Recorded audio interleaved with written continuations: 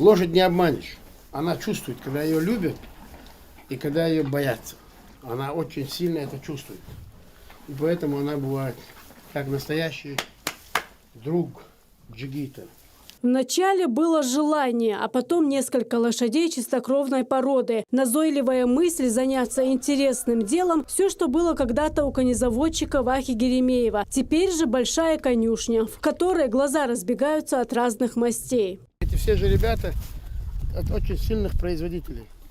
Жеребцов, которых в свое время привез в республику, да и на Северный Кавказ, в России один из первых самых лучших жеребцов завез глава Чеченской республики, герой России Рамзан Ахматович.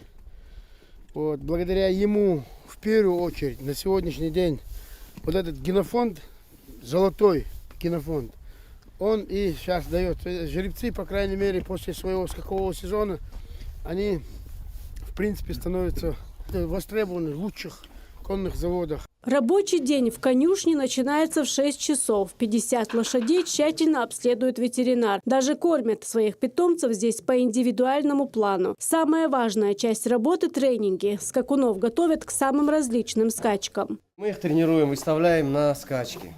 Скачки разного уровня есть. Гастролируем по всей России. Даже планируем за рубеж выехать.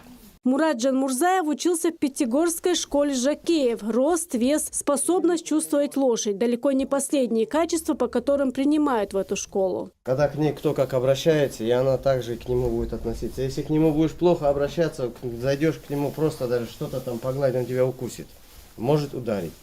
Но все равно надо соблюдать технику безопасности. Тренировки не прекращаются даже в плохую погоду. Старший конюх постоянно рядом с питомцами. Александр Вигуляров рассказывает, что в конюшне выращивают и собственных жеребцов. В скаковые лошади нужно вкладывать душу.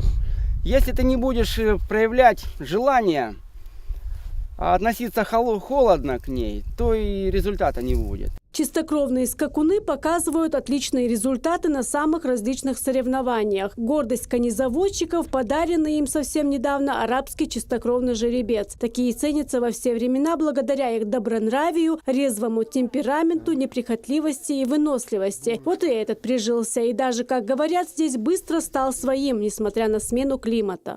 Кстати, вороная масть для этой породы исключительная редкость. Мне здесь рассказали, что она очень ценится в конном мире. И кобылка эта принадлежит так называемой линии шоу-класс, то есть больше предназначена для красоты или для показа.